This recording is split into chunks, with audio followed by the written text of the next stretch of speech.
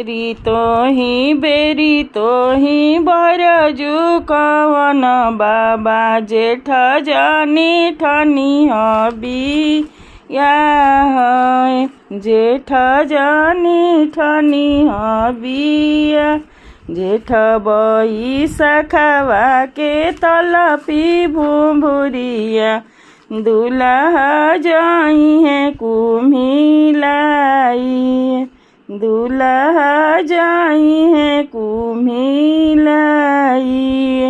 बेरी तो ही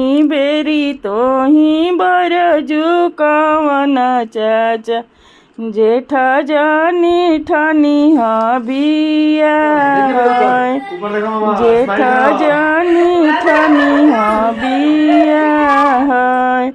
जेठ बई सखवा के तलपी भुभुरिया दूल्हा जाई है कुम्हिलाई दूल्हा जाई है कुम्हिलाई घेरी अइले बदरी चमके लगले बिजुली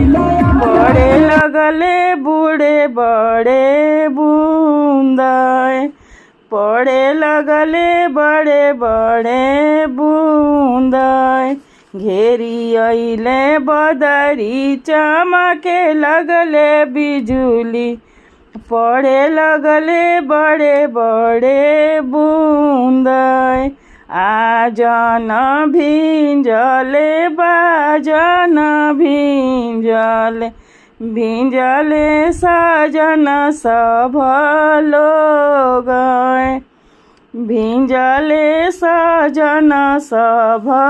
लोग घोड़ावा ऊपर जब भिंजले कवन दूल्हा चंदन ढरेला लीला रय चंदन ढरेला लीला रय घोड़ावा ऊपर जब भिंजले कवन दूल्हा चंदन ढरेला लीला रय